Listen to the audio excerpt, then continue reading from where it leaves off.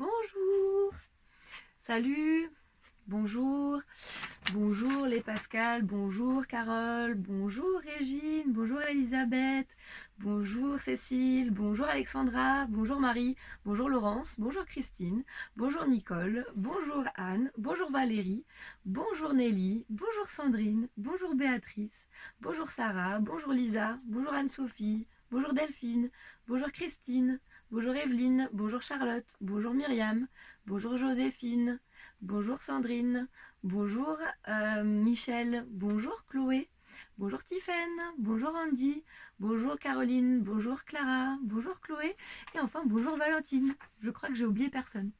Mais voilà, je vous propose un petit challenge parce que ça fait longtemps qu'on ne s'est pas vu et j'espère qu'on se reverra vite. Mais que en attendant, je me suis dit, je vais les faire bosser. Ça va pas vous prendre longtemps, mais ça pourrait être un projet sympa à tout ensemble. Une petite heure, promis. Je sais que, bon, peut-être pas tout de suite, vous êtes dans les cadeaux de Noël et sûrement les créations de Noël. Mais en tout cas, gardez ça en tête qu'en janvier, on pourrait finaliser un projet qu'on a démarré tout ensemble. Je vous propose de prendre un vieux jean et une vieille chemise qui traîne chez vous dans les tons bleus, parce qu'on va essayer d'harmoniser cette œuvre que nous allons faire ensemble, cette création. Donc du jean et une chemise, et on va réaliser un patchwork avec des appliqués cœur. Alors, cœur ou lettres, je vais vous proposer deux projets. J'ai bien envie de faire un patchwork à message aussi, mais je vous propose ça ça sera écrit dans le texte qui va suivre avec la vidéo. Tout ça pour aussi vous apprendre deux techniques pour faire de l'appliqué. Parce que vous allez pouvoir découvrir comment, voilà, si un jour vous avez envie de faire des personnages, des lettres, et que vous n'avez pas de brodeuse ou quoi, vous allez pouvoir, avec un point zigzag et recouvrir une forme, vous lancer dans l'appliqué. Donc sur cette vidéo, je vous montre ces deux méthodes. Et avec voilà, deux carrés de 17 par 17 pour avoir cousu fini des carrés de 15 par 15, un patchwork géant avec tous mes élèves que j'ai pas vu depuis un petit moment et que j'espère retrouver très bientôt. Donc voilà, si vous l'acceptez, petit challenge par mail et montage vidéo, c'est mon baptême de vidéo, c'est mon baptême de tournage, de montage, tout ça.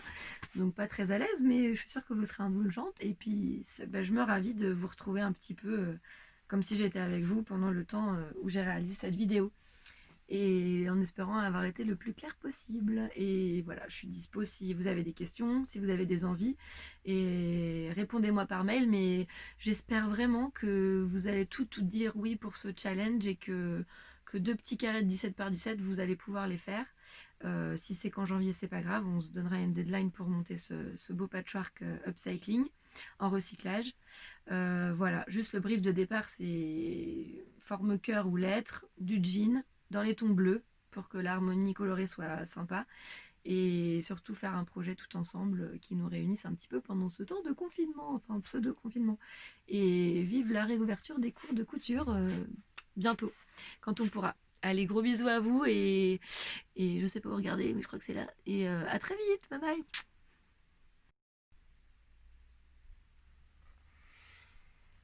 Donc, on a pris une vieille chemise et un vieux jean, du jean. Un vieux jean dans lequel on est venu découper, hop, 17 par 17. Ok. Donc le but, c'est vraiment de me faire un carré parfait. Hein. Il faut des angles super droits. Tac.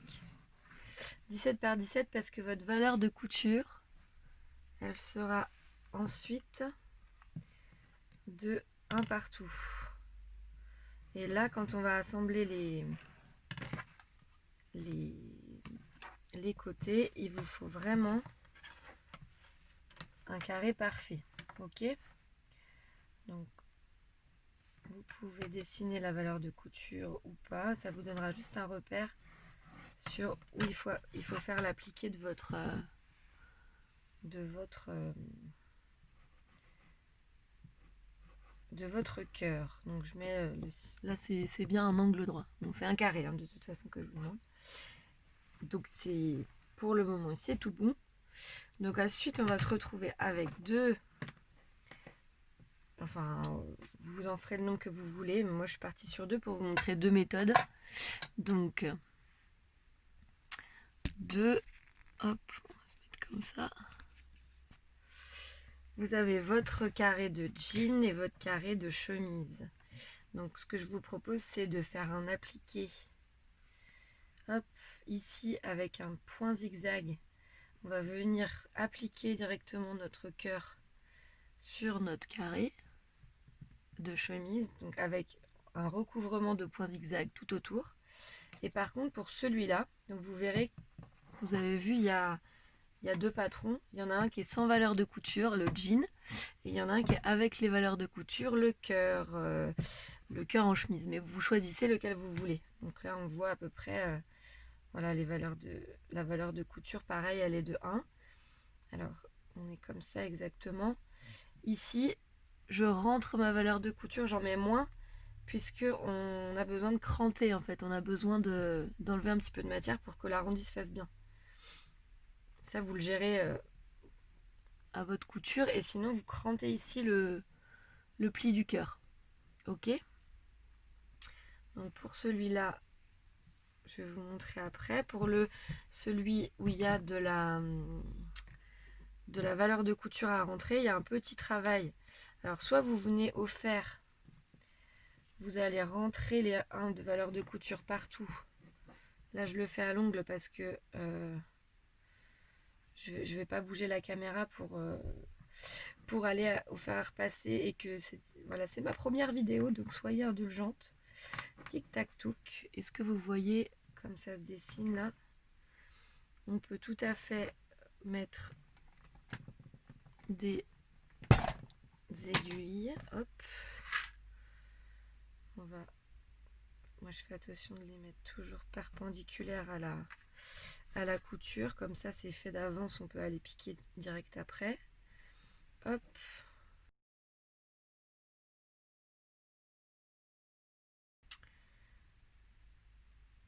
Donc ça c'est la méthode avec les épingles. Et quand on aura fait un beau rempli, hop, on n'aura plus qu'à venir piquer au point droit le cœur. On pourrait le faire à la main avec un joli point invisible là, tout ici. Ça c'est vraiment la méthode patchwork, c'est magnifique. Donc s'il y a des ambitieuses et qui aiment la couture à la main, et ben je vous en prie, faites un beau point invisible, allez-y, ça va rendre super bien. Après avec une jolie surpiqûre bien nette aussi, ça sera top. Par contre, bah, le but du jeu c'est d'être super droite.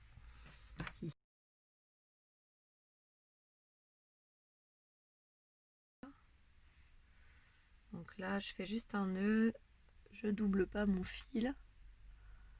Hop, ting. Et je vais venir ici, hop, vraiment tout près du bord. Tic tac, tic tac. Moi je fais dessus, dessous, dessus, dessous. Hop, je triche. En fait, on va venir ensuite faire un cintrage, plier notre fil. Et ça va les valeurs de couture vont se rentrer toutes seules, normalement.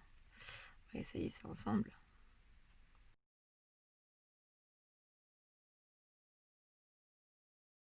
Là, hop, en tirant un peu mon fil partout, de manière homogène. Vous allez voir ce qui se passe. Et bien mon rentrée de 1 va se faire tout seul. Là, mon aiguille. Tic tac toc. Et là, mon cœur, avec ses fronces, eh bien, il réagit super bien. Il fait son rentrée tout seul. Ok? Et ici, bah, j'ai pas cranté plus, mais il est venu retoucher la ligne dont j'avais besoin. Et là, hop, un petit coup de fer ou à l'ongle. Et on a un super arrondi parce que les fronces sont bien réparties. Ok.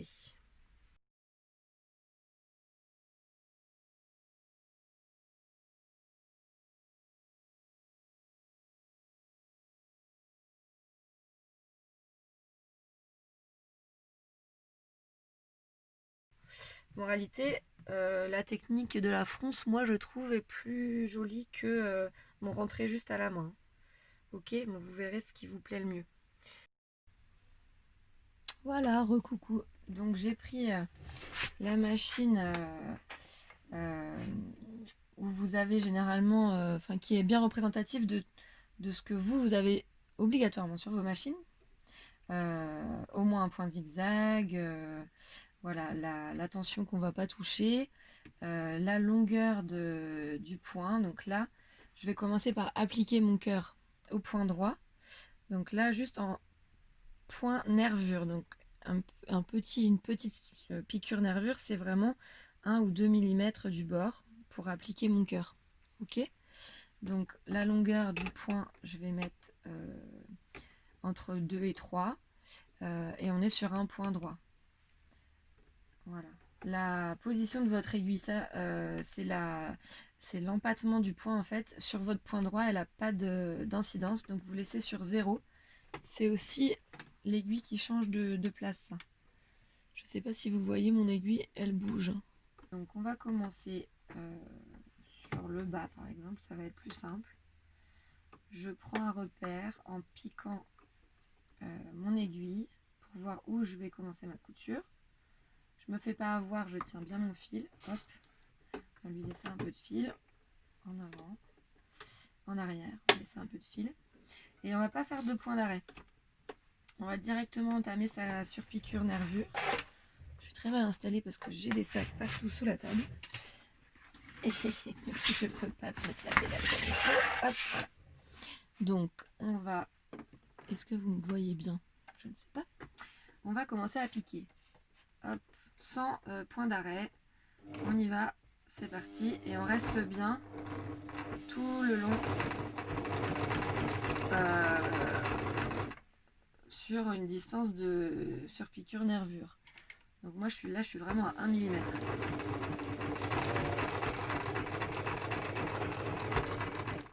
Hop.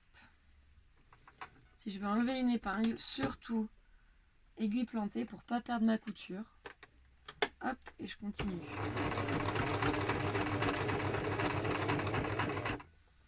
Aiguille plantée, hop, j'enlève mes épingles au fur et à mesure.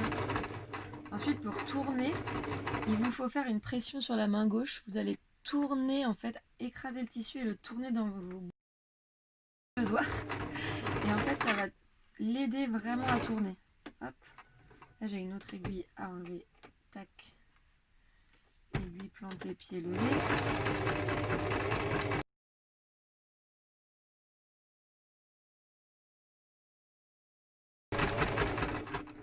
Et je finis au volant mon dernier point.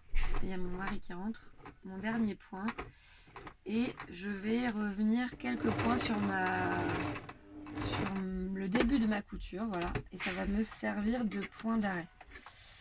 Hop, on coupe le fil et on vous montre le résultat. Qui est ici. Donc mon cœur est appliqué.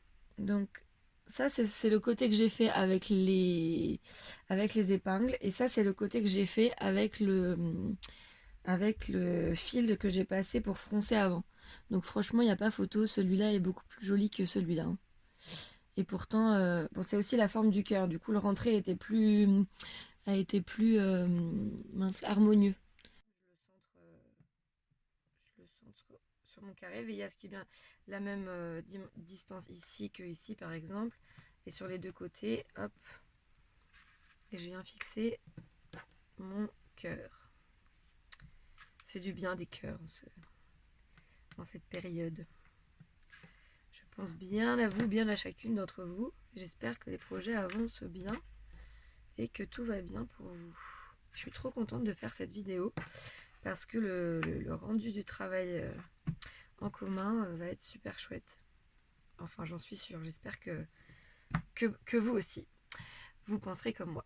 Allez, je coupe pour passer sur une vue machine pour vous montrer les points. Voilà, maintenant on va continuer par notre deuxième travail d'appliquer avec notre point zigzag. Donc j'ai épinglé mon cœur sur mon tissu. Oh, je prends un petit échantillon, voilà, une chute de tissu parce qu'il faut absolument faire des tests avant de commencer sa couture. Donc ici, on va se mettre sur une longueur 0. On va passer en point zigzag. Selon vos machines, vous savez tout à peu près où est le point zigzag. Et là, par contre, on va se mettre avec un grand empattement, une grande largeur de... Enfin, l'épaisseur de zigzag. Alors 0, ça risque d'être un tout petit peu trop sur place. Donc on va l'aider un petit peu, on va avancer, mais on va rester sur 1. Parce qu'on veut que les fils, que le zigzag soit très dense. Ok. Et je vais faire un essai juste de mon zigzag.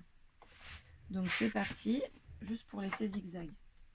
Et si je vois que c'est pas... Si je vois que c'est pas assez dense, et ben je resserre encore un peu le point. Là je suis à 1. Et notre zigzag il est comme ça. C'est pas mal, hein, c'est déjà joli. On peut tout à fait partir sur ça si ça vous convient. Je vous montre juste l'inverse. Si je me mets sur 4, comment du coup la différence du zigzag. Voilà. Je vous montre ce que ça donne. Ça aussi, ça peut être un effet voulu. Là, je suis sur 4. Donc, vous voyez que la densité, en fait, est beaucoup plus loin. La densité de fil sur le zigzag. Ok, donc nous, on va se rapprocher d'un truc comme ça. Donc, je vais être un petit peu plus proche de 0 pour avoir, hop, mon effet escompté. Hop. Et c'est parti. Voilà. Là, c'est pas mal. On l'aide à avancer. Ou pas. Normalement, elle avance toute seule, mais moins vite. Du coup, forcément, elle avance moins vite. Hop. Voilà, on va partir sur ce zigzag-là, là, qui est bien rempli, bien charnu, bien joli. Allez, et je vais commencer mon cœur. Alors, c'est pareil. Moi, je vous propose de commencer ici. On va faire tout le tour et on va s'arrêter un petit peu après le début. Pas besoin de faire de point d'arrêt puisque vous êtes sur une couture qui est en rond. Donc forcément, on va revenir sur la couture de démarrage. Pour positionner son pied de biche, pour que le zigzag recouvre votre jean, mais aussi soit bien attaché au tissu et qu'on voit pas en fait ce qu'on appelle le tissu coupé bord franc, qu'on voit pas les tissus qui s'effilochent. Pour bien recouvrir notre valeur de couture, je me mets à cheval sur les deux. Donc c'est à dire que mon pied presseur, là mes deux skis et mon aiguille quand elle est au milieu, et ben elle est vraiment à cheval sur les deux de manière symétrique. Et mon aiguille presque sur le bout du tissu du jean. Si je suis pas claire, vous avez le droit de le dire. Et voilà, et je vais y aller comme ça tout le long.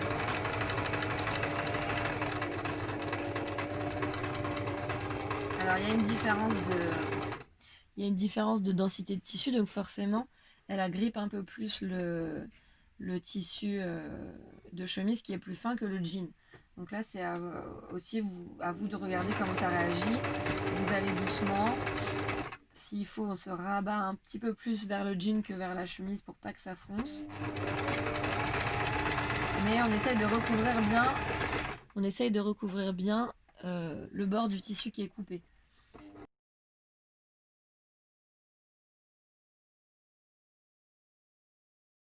Au creux du cœur, c'est pareil, je m'arrête.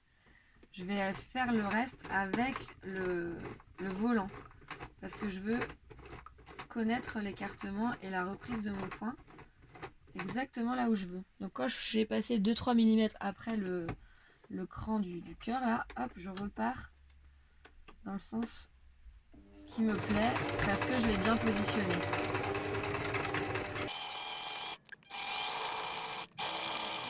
Donc en pratique, je me rends compte que je suis plus sur le jean que sur la chemise parce que la chemise a tendance à se rétracter. Mais par contre, pas après le jean parce que je veux vraiment cacher le jean. Enfin, il faut que ça pique à gauche sur le jean, mais à droite quand même sur la chemise. Hop, pareil, j'arrive à un angle Donc je finis au volant, ça sert à rien d'aller trop vite et trop loin. Je me recale là où j'ai besoin. Alors là, vous avez un angle inversé par rapport à tout à l'heure. Donc pour que ce soit joli, je fais quelques points arrière pour finir bien le dessin en fait du zigzag. Sinon vous allez avoir un trou. Tac.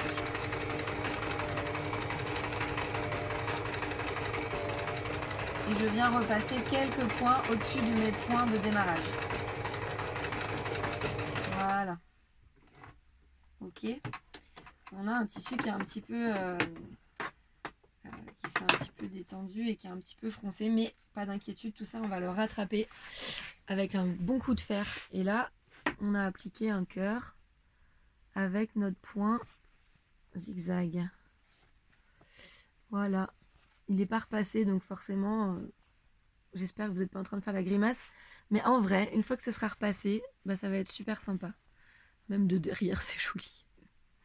Ok, voilà, moi j'espère que vous trouverez une petite heure pour faire ça, qu'on va pouvoir monter ce beau patchwork géant avec toutes les filles de la couture, les filles et les jeunes filles, parce que vous êtes 36 ou 37 je crois. Et donc, bah voilà, j'espère que vous relèverez ce challenge avec moi et que j'aurai plein de coupons de 17 par 17 dans la boîte aux lettres. Et, et voilà. Et donc, je montrerai ça pour, je pense, janvier, quand on pourra tous se retrouver. En tout cas, ben, aussi en courant. Et au boulot. Voilà. Merci de m'avoir suivi. Et puis, remontez-moi les anomalies de cette première vidéo. Voilà. Et merci pour tout. Bisous.